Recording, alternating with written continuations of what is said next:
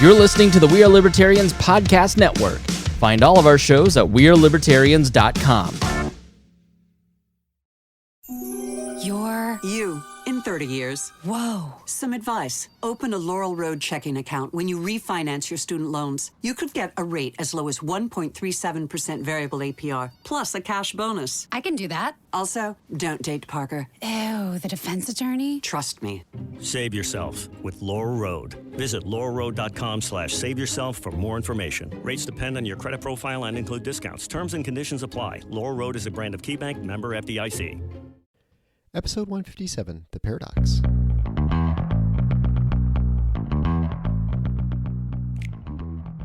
Welcome to The Paradox with your attending, Dr. Eric Larson.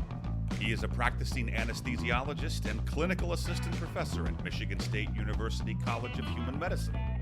Listen in as he takes you behind the scenes of what practicing medicine in today's ever-changing world is like with another doctor. The Paradox is a fun and accidentally informative show for physicians, patients, or anyone who has ever found themselves in a waiting room.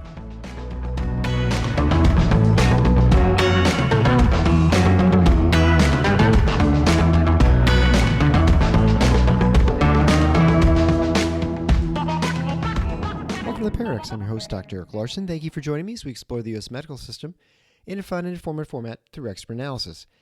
And today's guest is Dr. Basavana Goudra. He's faculty at Penn Medicine in Philadelphia, and we're going to talk about board certification after residency. So this is something that is definitely more in the weeds for people who are technically involved, like people who are physicians, because we've all done residency and we have to do board certification. But for those of you who aren't, you might ask yourself, well, I don't know, is this very interesting? And I think you'll find it. What the certification process is really a reflection broadly in most professions of the testing industrial complex.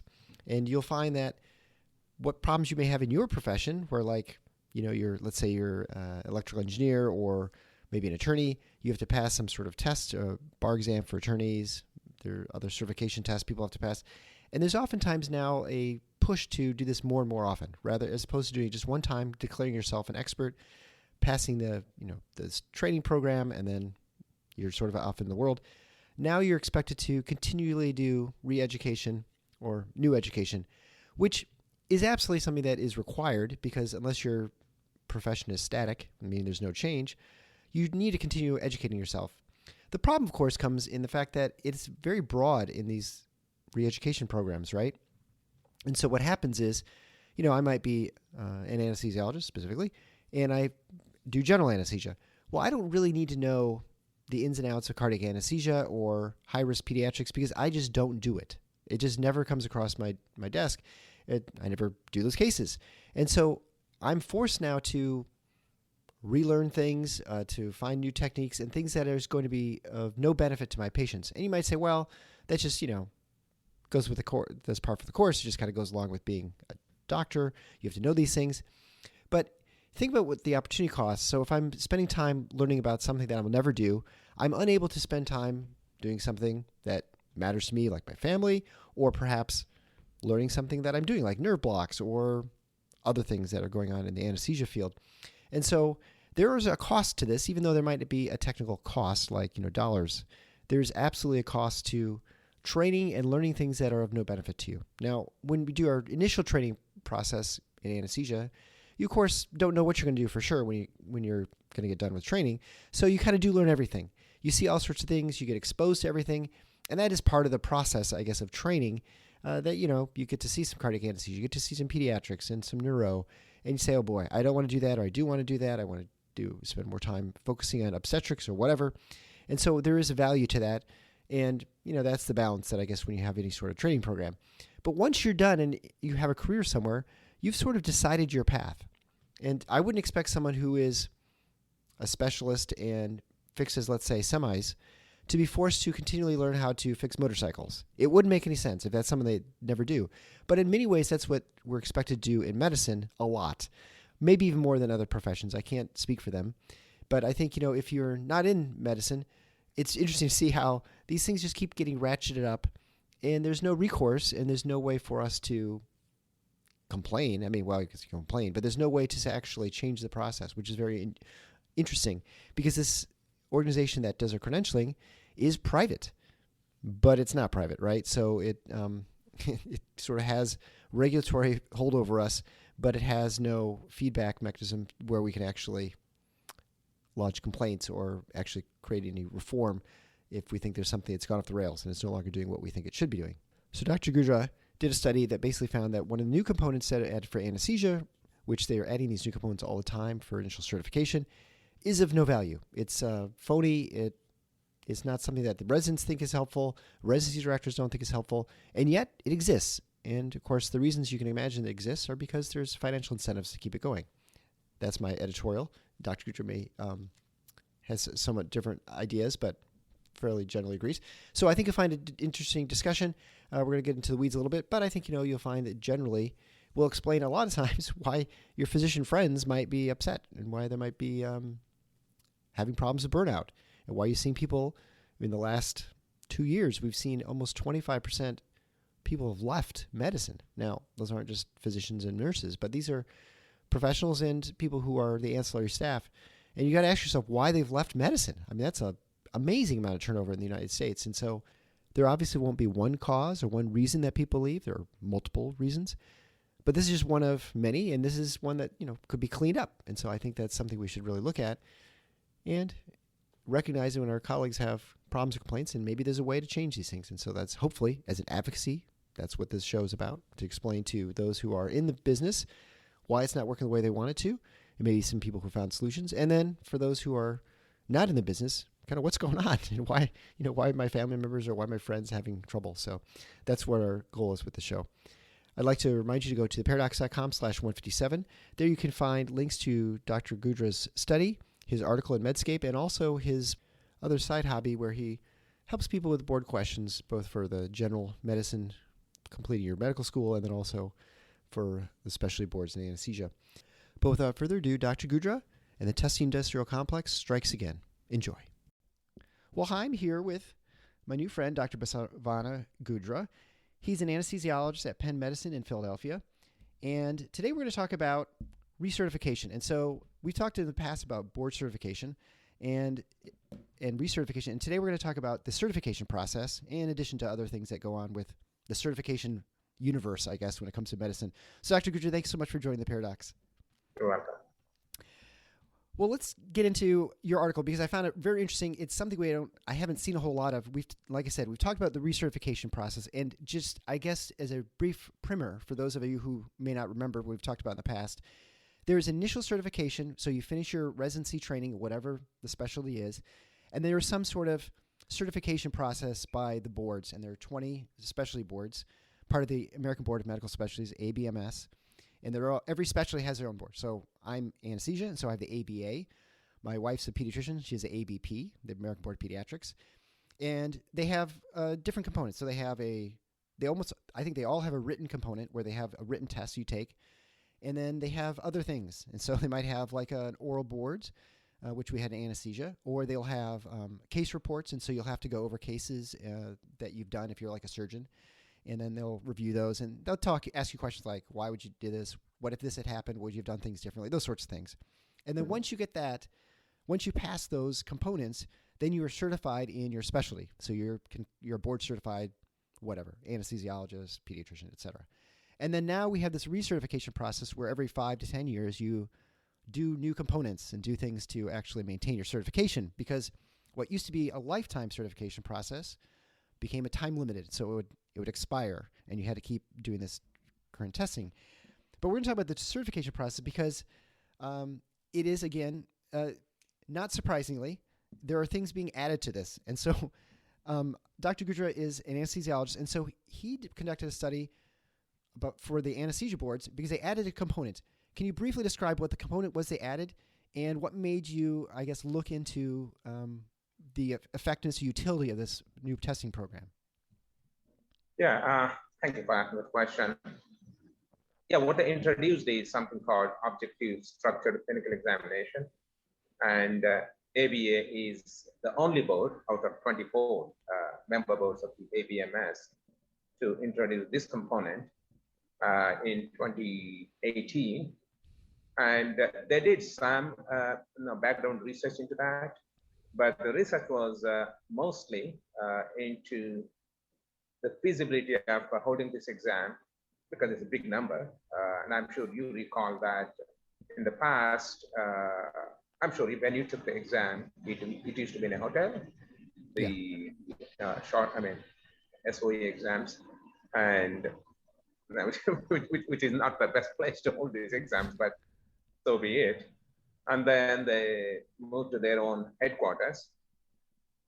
They probably found, there's enough space and, logistics to conduct this exam. And that's what they initially looked at, which for me kind of surprising in this day and age. One hopes that there'll be, some kind of pilot study or some kind of way of doing things to see whether to do a couple of things. One, this is obviously, like your USMLE clinical skill component, which probably, has been, aborted in 2020. They completely stopped it. And this was something similar. And one would hope that in this day and age, they will do some kind of pilot project, not just to see whether this can be just, conducted in a large scale, but whether it adds value. That's one thing. And also, America is a big country, about 1,500 to 1,600 residents appear for this exam every year. And you have people coming from, all kinds of different parts of the world, different accents, different nationalities. They look differently. And they must, or they should have also looked into possible bias in this kind of exam, because the bias was questioned as far as USMLE clinical skill component, and finally they did get rid of it, because there is enough evidence to show that. When I contacted the ABA and asked them about how they're addressing potential bias, their answer was, "Oh, well, everybody gets unconscious bias training, UBT training." But there is enough data to show that the UBT at best is ineffective, at worst is reinforces the bias. Everybody knows, and especially in this climate of hyperpolarization, anything is looked through the prism of some kind of bias. So yeah, I was curious. I found it a bit odd. They decided to introduce a component that had potential bias with unproven value into already overburdened exam, because don't forget, not that long ago, they introduced basic exam, which wasn't there before. To make it worse, the basic exam was kind of essential to get to, I think, year 3 or something. If somebody doesn't pass the basic exam in the first 2 years, they're basically, out of their anesthesia residency. And I certainly know at least one person who, who was asked to leave the specialty and, didn't go very well. I don't want to go into the details of it afterwards. And looking at multiple factors, and no other ABMS member board had it. Maybe ABA wanted to set an example, as to how we can do differently. Or maybe they wanted to prove that we are better than, anesthesiology assistants and, CRNAs, that we do something extra. But it doesn't matter what they do. I always thought in this, not just now, even in the past, they must have made sure, one, this exam is unbiased, and second, it adds value. And in order to achieve these two goals, they should probably have, like we can do the videos so easily, and they already have the video. Why don't they just sit with the candidate and go through the performance as well? Because at the end of the day, AB is there to make sure the patients do better. It's all about patient care. That's how they get there. I guess non-profit exemption, non-profit status. So that wasn't there. And yeah, with this background, I thought, let me at least figure out what the residents think about this component. So that was the whole idea. There were other issues. Some of them are kind of mired in our department, politics. I don't want to go into the details. Yeah, no, that's okay. So I guess maybe specifically, so it is very, it's the name is very enigmatic, right? Objective structured clinical examination. What exactly does that mean? So right now, if I go in, before when it was me, I did a written exam where you test in basic knowledge of, all kinds of anesthesia, whether it's, the vapor pressure, desflurane, or, how a semi-closed system, circle system works or whatever like that. And then you have the oral system where they give you a bunch of scenarios. You sit in a room, someone asks you a question about some case, and then whatever you do is wrong, and the patient just keeps circling the drain and getting sicker and sicker, and you have to try and, find some way of bringing him back, right? So what is this exam? I mean, what exactly were they doing? It supposedly has 7 components, and 2 of the components are truly objective. I mean, I had to say that. One is identifying some videos and images of transesophageal echocardiogram, which itself is debatable. The reason being that, other than cardiac anesthesiologists, who actually uses it? Yeah, that's true. And even if you end up in memorizing some of these videos, and nowadays you can get pretty much everything on YouTube.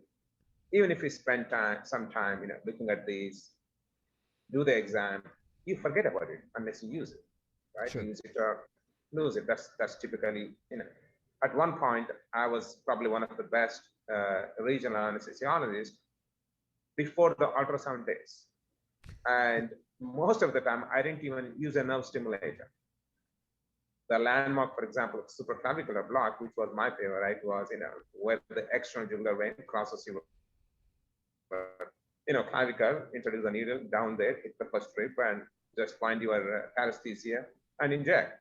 The famous statement from, I think, Dr. Ramanathan from UPIT, who is no more, was that if your needle can't find the nerve, let the drug find it. So big volumes. Right? Yeah, right. Sure. And that's what we did, and it was beautiful. BS block is another one which I was very fond of. Nowadays, probably most residents haven't even seen one. No. Because of the fear, but it was beautiful. So, but after I stopped doing them, I lost. I don't think I can do even one. So that's the way these things are. So although they have some value to it, but for a candidate who has worked for years, had 3 years of residency, obviously, and has worked for his written component of the course and has done his structured oral exam, and for that candidate to say fail because he missed 1 or 2 transesophageal echo videos, and then he ends up in waiting for 1 more year. How fair is it? And the same thing with the regional anesthesia. Regional, you can still argue that most anesthesiologists should know about regional anesthesia. So, and the ultrasound has become, more or less standard now. Probably that's worthwhile. And the problem is the other 4 very subjective components, being labeled as objective components. One of them is, they're all based on standardized actors, taking consent of a patient, and then, talking to your colleague. A surgeon might cancel a case, and then you have to kind of,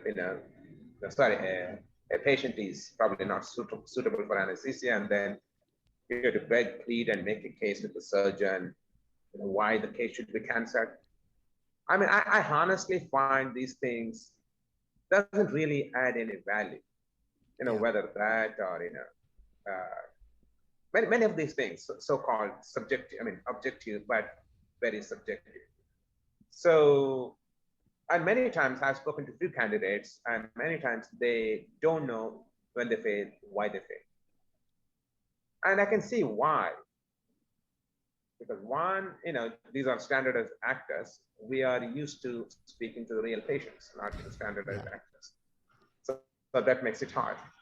And then you have to really act. Whereas in real life, We all have the qualities, and there are so many things that go in it. I mean, you and I both know.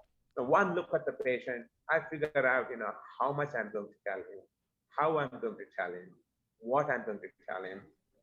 If somebody is extremely anxious, probably they want to know as little as possible. Right. There's some patients who tell me that, doctor, you know your job, just do it. I don't want to know anything. So everything has to be, really tailor-made for individual patient.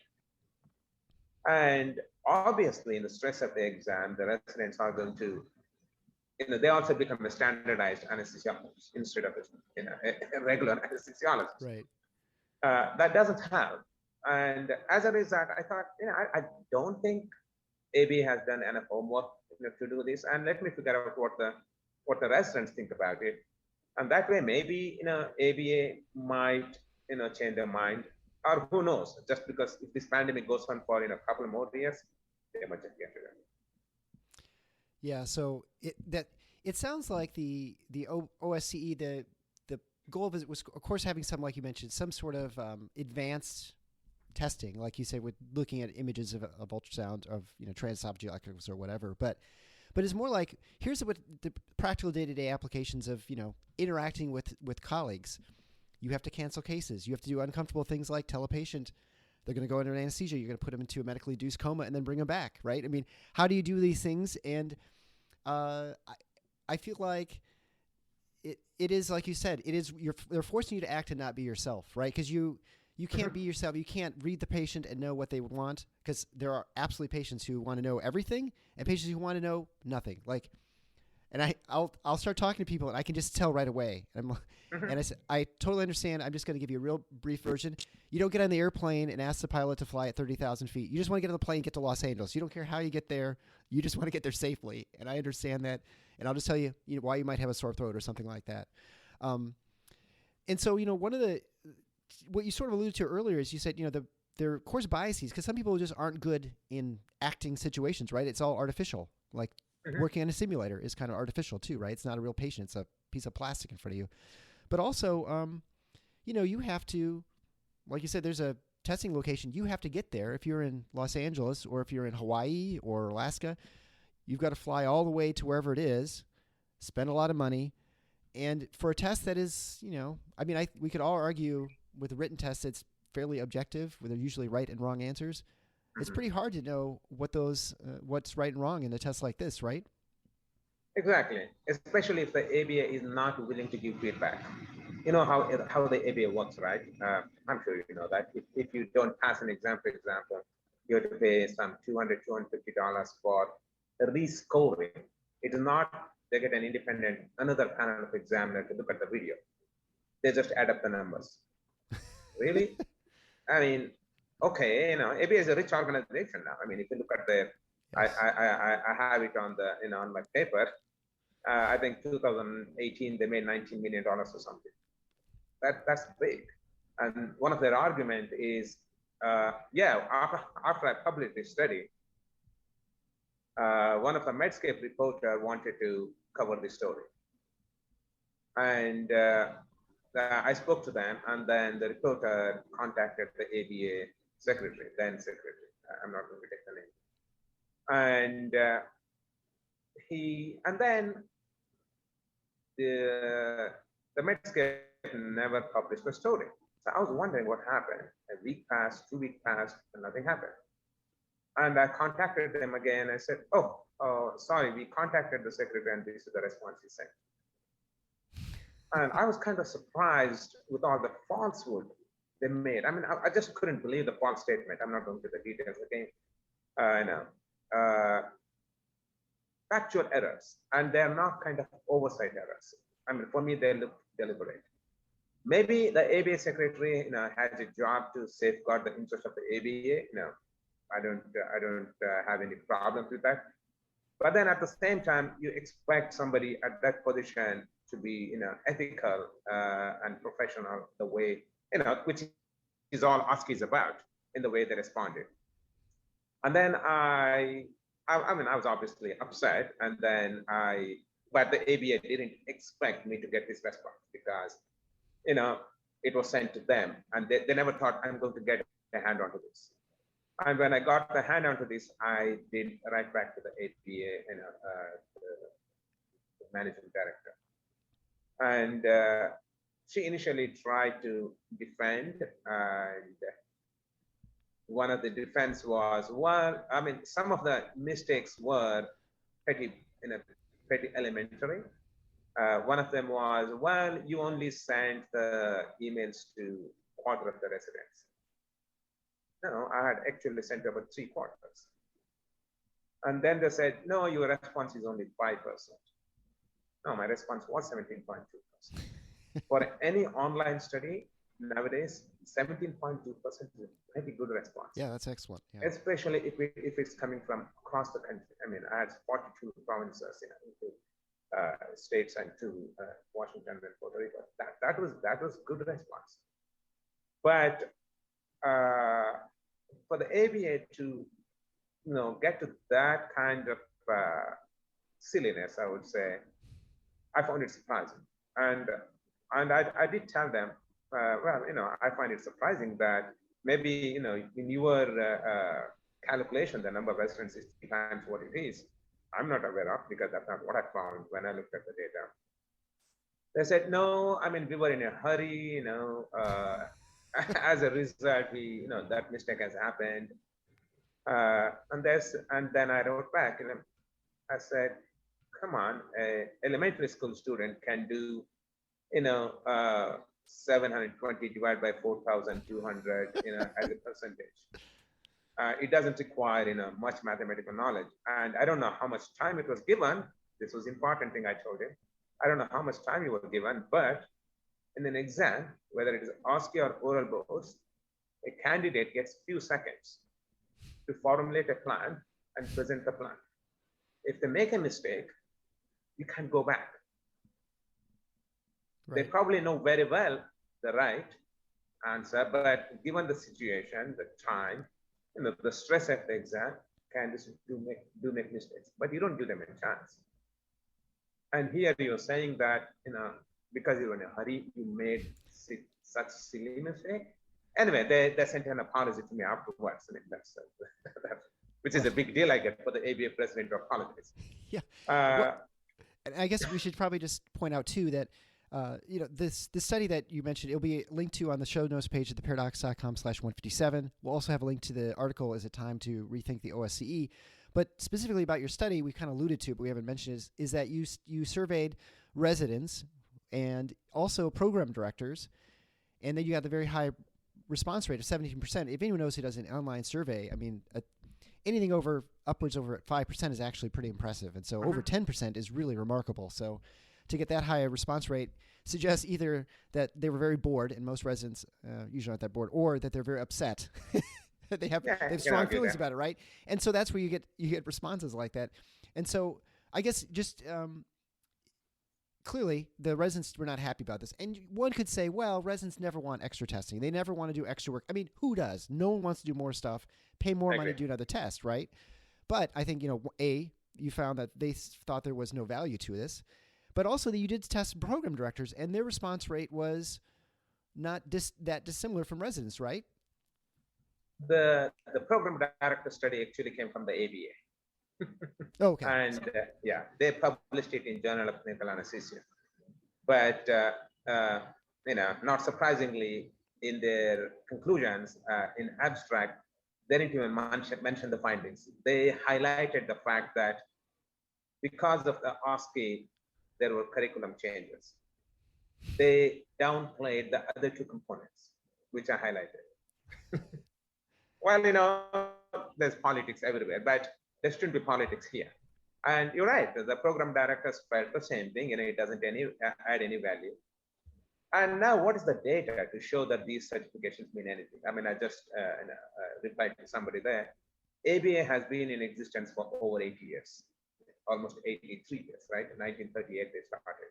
It started as a voluntary, kind of, having a coffee breakfast kind of thing, which became certification, and then it slowly evolved into what it is now. So I guess we have a test right now that we've decided is probably not adding value. It's it's now gone from 2 components to now 3 components now to finish your certification. Yeah. Anyone who is in practice, is going through the recertification process, the components that continue to get added, which I think most people argue don't add a whole lot of value to your clinical practice, except send more money to the American Board of Anesthesiology or to the American Society of Anesthesiology, because you're paying for CME components that are specifically, certain criteria that actually qualify for your recertification process.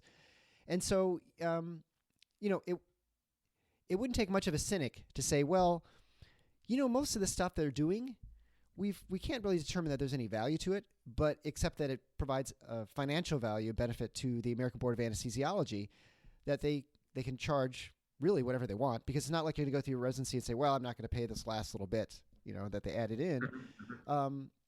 And so, I mean, what do you say to that? I mean, I don't think that's a totally unreasonable sort of viewpoint to say they're adding these things that, to your point, they never really showed that it had any value to begin with, or they've never had longitudinal studies, right, showing that people are better, or but cancel cases are better. To finish what I started earlier on.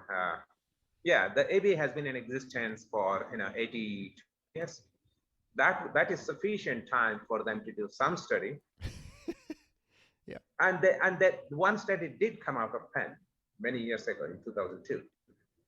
Dr. Longnecker, who was the chair of the department, was a senior author. But that's they compared the 30-day mortality among the anesthesiologists who were board certified versus non-board certified.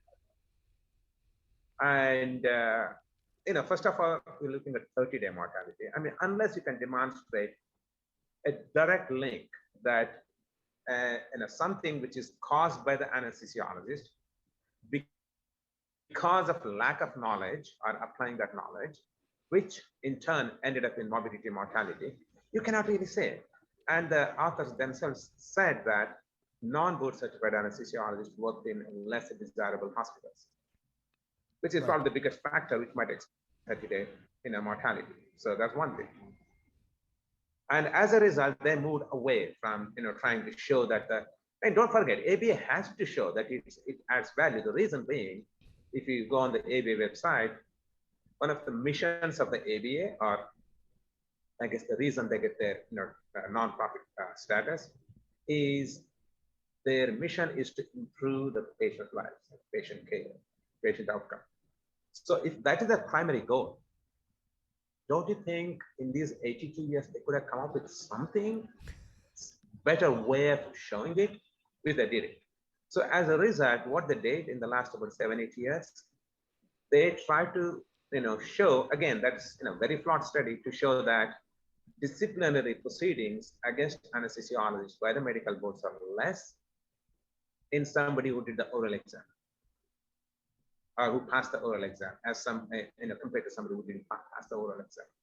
But then only 1/3 of these were related to your oral exam, pass or not. The remaining 2/3 were related to things like drug abuse, alcohol, fraud. And moreover, that's not the reason you do ABA certification, to reduce your risk of licensing. And pretty much, any American ABMS board which has tried to show the value of their board certification has gone in this direction. Maybe it's relatively easy to do because it's easy to get the data. But then we're not interested in that, because we know that that the licensing doesn't depend on that. Right. What you learn doesn't really, board certified anesthesiologists, I know people who got into fraud, drugs, alcohol, and lost their license. So that shouldn't be the way they do things. I understand it is hard, to demonstrate something like that, but it's not impossible. So and another thing they must address is the bias, which the psychiatry did address in a way. Way back in 2016, they started working on it from 2008. And if the ABA argues the purpose of objective structured clinical examination and even structured oral exam for that matter is to test somebody's communication and professionalism skills, which specialty needs it more than any other specialty. Psychiatry, you agree with me? Yeah, sure. Psychiatrists need Yeah. more than anybody else. And they got rid of it. They got rid of it because they found out, the language, cultural barriers affect the result of the exam. And at the minimum, what I suggest is, I'm not saying that they should, abandon, structured oral exam has definitely value, and who knows, OSCE might have value, but they should demonstrate it. But at the minimum, they should have the video evidence at least presented to the candidate so that he can learn from his mistakes. At the minimum, they're not doing that. And that's not difficult to do nowadays. Yeah. Well, and I think, one could argue that part of the residency process is not actually, it is actually obviously to gain skills, it's to gain knowledge and to, understand deeper your specialty and the ins and outs of it. Clearly that's the case. But there's more to it than that, right? And the things that there are those, the sort of the social skills that you learn, ability to communicate with your colleagues, talking to the other services, explaining why you should or shouldn't do something. When you have the ophthalmologist who tells you, hey, the patient's moving during a cataract, can you give them some muscle relaxants?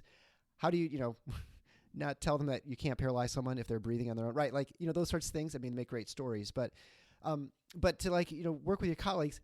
And, it seems to me that if you feel like if you're a residency program and you are credentialed, whatever we decide the credentialing process, those things should sort of be assumed, right? And that to try and objectively determine those through some other tests is probably kind of, it's probably a fool's errand to try and actually find those things, right? Because if we either say, you went to Harvard, you went to, UPenn, University of Iowa, I did, our assumption is that you're going to be a reasonable person and that those programs will have removed you or taught you or said, this just is the wrong job for you or something like that. And it seems like this sort of program, this testing regime is not really going to do anything besides either reaffirm what we already know, that the program's doing what it's supposed to do, or, that you have some sort of problem just for cultural reasons, like you said, maybe the person's like, this guy seems weird or whatever,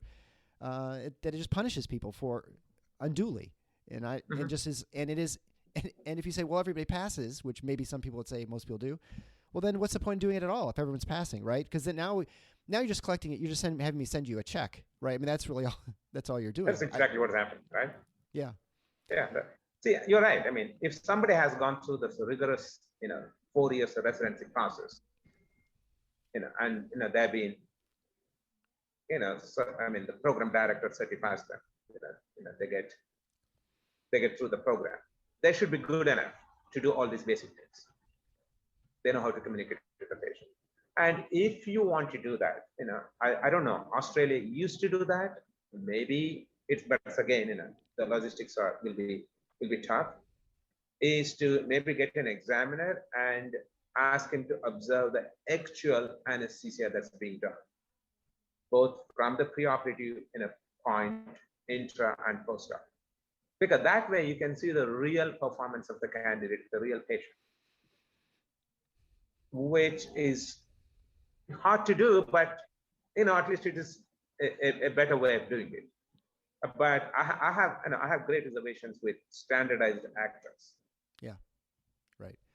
Well, and I think, if you want to just look at a regular, let's say, undergraduate education, somebody gets their degree in biology, they don't have further testing and things they do afterwards. You have your degree in biology, and then you go, maybe you've done an internship. There are other sort of things that are used to determine whether you're a good candidate or someone who's good in the field. And I guess in some ways you say, well, the only experiences and life experience is going to sort of weed people out who are good people in that field or not.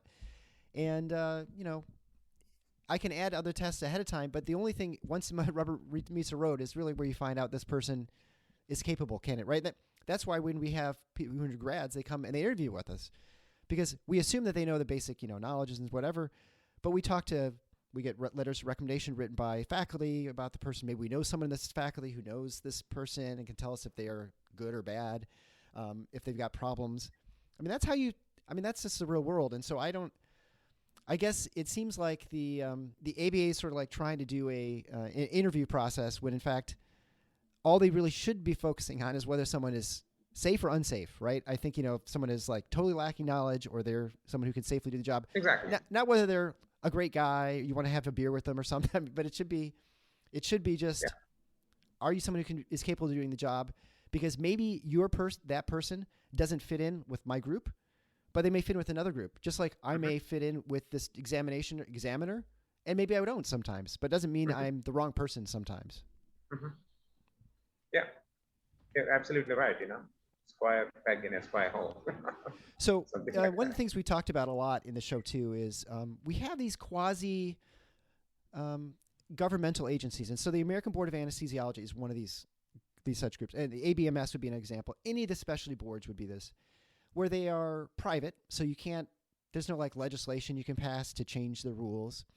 But we're sort of beholden to them as specialists. Like we have really no power, and it's not like you can go to the North American Board of Anesthesiology. There's only the ABA. There's no other place to get certified, which makes the studies to what your point was. Very few people who are not board certified who can find jobs anywhere, because if you can, it's like you said, you're at a kind of a low class hospital or something like that, and so it's the counterfactual to prove like these guys aren't dangerous. Well, or because everybody pretty much is board certified who's working in anesthesia. So you can't really like even have any sort of reasonable study with, matching cohorts of, people who have training or whatever.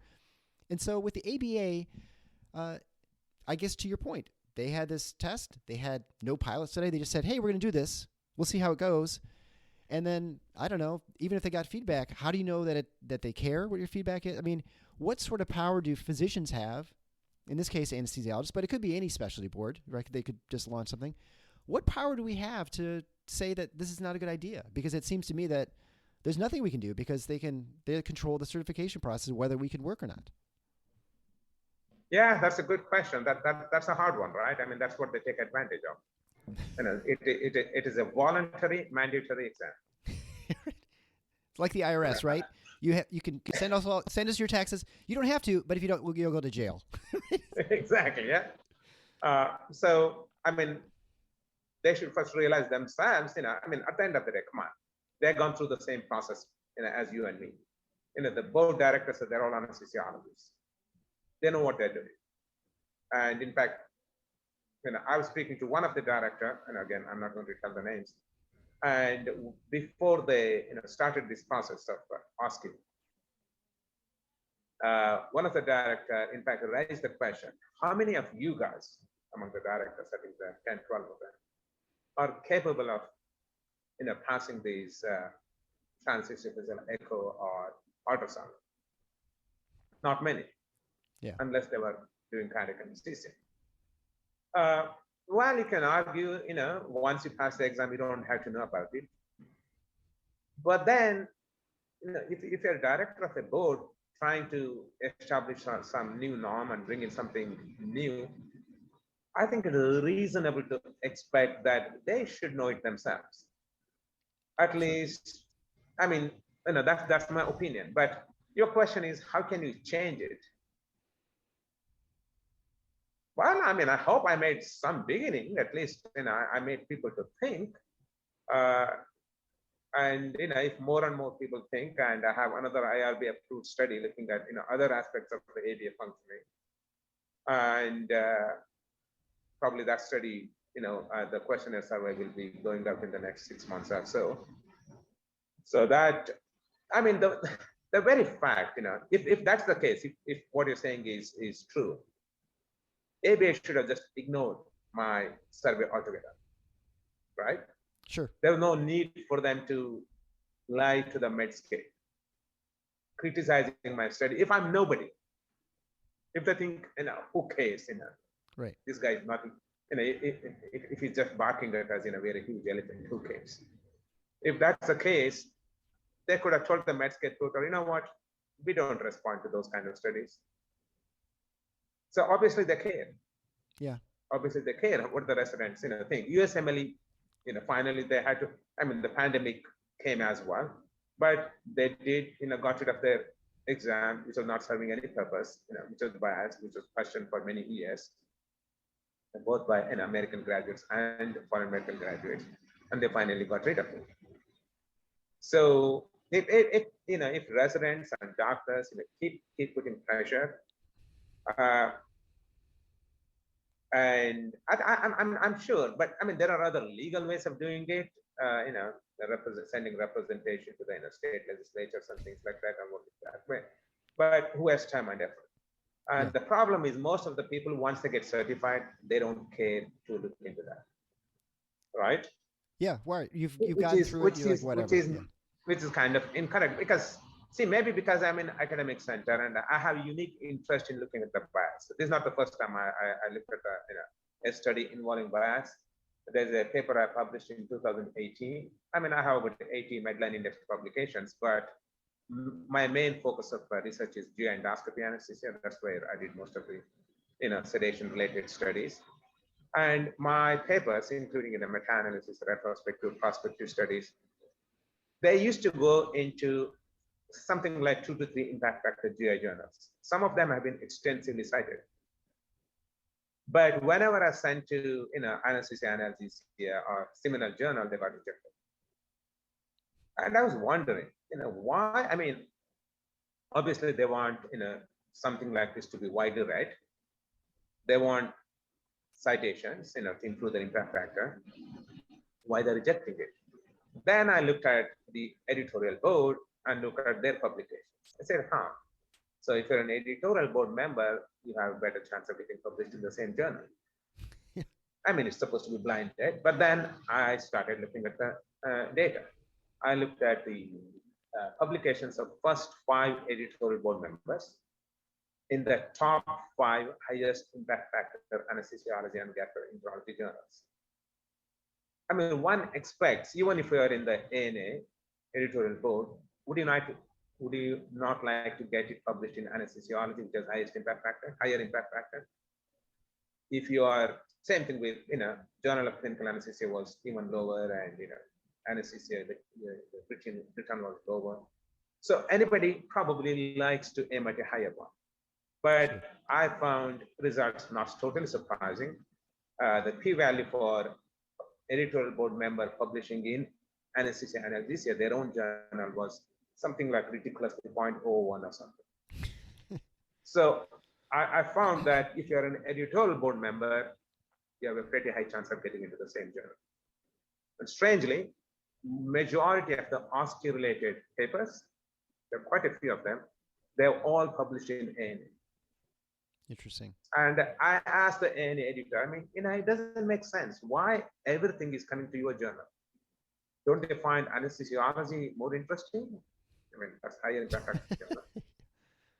So that's one thing I looked at. And the second thing I again looked at in 2020 was, how this hype that most of the doctors were dying because of COVID are anesthesiologists, intensive care doctors, emergency room doctors.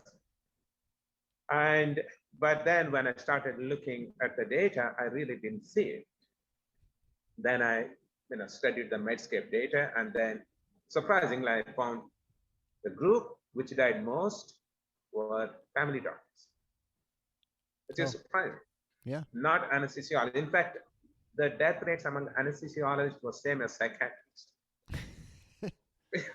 which is very surprising. In fact, Penn used the data to formulate the plan as to who gets vaccination first. So I've done this kind of, this is not the first time I looked at the bias. Yeah. So that's what one of the reasons I started looking at this. But how can you change it? I think people have to be on the thing, not just one person. More than one person has to do it, and that's what I'm hoping as I go along. Probably get more people involved and giving the interview with somebody like you on your podcast is probably going to help to spread the message. You probably saw my anesthesiology news article and doximity. Yeah, I mean, I hope I can, keep pushing it forward. Yeah, well, until at least they make it. At least they start providing the video evidence to the candidates. At least they should do that. There's no reason why they shouldn't. Sure. Well, I suppose you could argue they just need to maintain the they are private, and they probably have to maintain the image that they actually care. That's why they do care about their image, right, in the public. And they've seen what's happened in the American Board of Internal Medicine, which has had a public relations disaster. I mean, I guess I would almost say their criminal operation in some ways. They were pretty close in a lot of what was disclosed about ABIM, and maybe it's not technically criminal, but it was certainly not very ethical in a lot of what they did, and lots of physicians were rightly upset about it. But not a whole lot's been done. I mean, the leadership's still there at ABIM, and we are very much, it's golden handcuffs, right? We just can't really shake these organizations. And so, but to your point also earlier, that the psychiatry board dropped one of their examinations. And so it's entirely possible that they could radically change or drop one of them.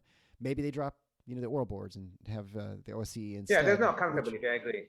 In fact, I asked the ABA, do you have anything called, ombudsperson? They said no. Are you accountable to ABMS? No.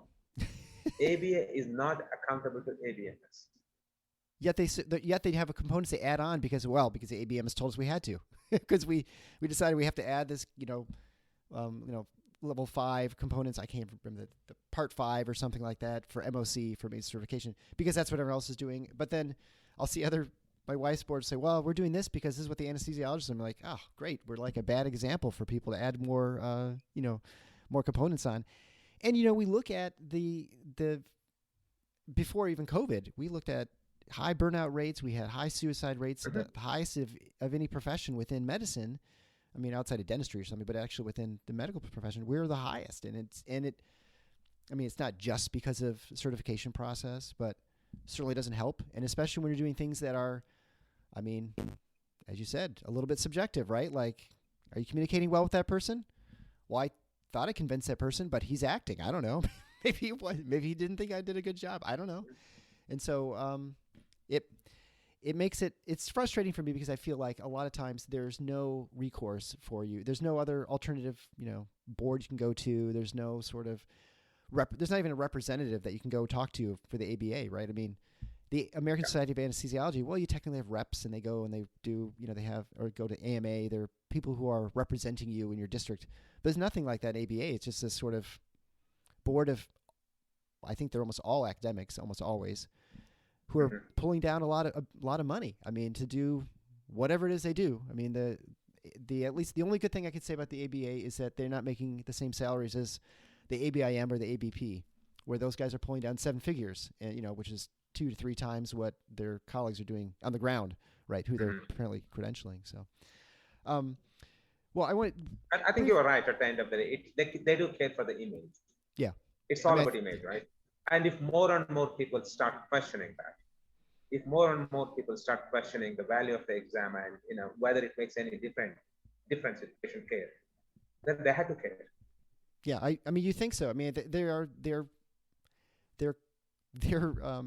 authority, I guess, comes from the image from hospitals and credentialing organizations like, oh, well, if they say it's important, then it must be important, whatever. And if there are a bunch of people questioning that, these hospitals might say, maybe it's not important or something. So I guess that would be our only recourse is to, put out as much data as we can, which is what you've done, expose the problems and the potential biases that are involved with the system, and then question it, I guess, and hopefully keep people engaged, which, everyone's busy and doing other things. And to your point too, that once you're done with your residency, you're like, I'm done with that board. I'm done. I don't want to think about it again. But I didn't even know, I'm not in academics. I'm sort of peripherally involved with academics, but I didn't even know about this test existing. So it just shows you how disengaged you become after you leave the residency training part. I mean, that's really sort of the part of it. So you actually also, in kind of shift of topics, but you run iatroboards.com. And so that is and this is why I know you're plugged into sort of the testing thing and credentialing, which helps people with USMLE questioning and anesthesia boards. Can you briefly say what that was and what made you start this that project? Well, that has been something I've been thinking for a long time, for almost 20, 25 years. And, I've been thinking about these questions, and I've been kind of, writing them and collecting them. And I somehow decided to, put it across. It didn't come as any specific reason or specific purpose. It's something you can say my lifelong ambition to have something like that. To help people, Nothing more than to that. help people pass boards, right? Is basically what those things are. Yeah, it does. Yeah, it does have passwords. Yeah, yeah. But then it- there are so many of them, right? I mean, you can probably block them. Free Oh, virtual sure. banks. Yeah. Yeah. I thought about doing my own, but I thought I got other things going on, so I want to. It's a lot of hard work, though. Yeah. I've got this podcast is plenty for me, so Yeah. I'm planning to put all of them on YouTube as videos in a one 5 minutes or 10 minutes video for each question. Let us see, because that's a lot of work. perfect. It could be like the Goudra Academy, sort of just like the Khan Academy. It'd be perfect. Yeah, just more of a hobby, anything like you do. Well, Dr. Goudra, I want to thank you so much for being on the Paradox and for introducing us to your study and what you've found out with the OSCE. And of course, again, those will all be linked to theparadox.com/157. Dr. Goudra, thanks so much. Thank you so much, Dr. Larson. Thank you. Bye-bye. Thanks for listening to The Paradox. If you like what the doc is doing, please subscribe and leave a review on iTunes or Stitcher. And share the show with your friends. Become a supporting listener to get access to special bonuses at patreon.com/theparadox. Show notes can be found at theparadox.com.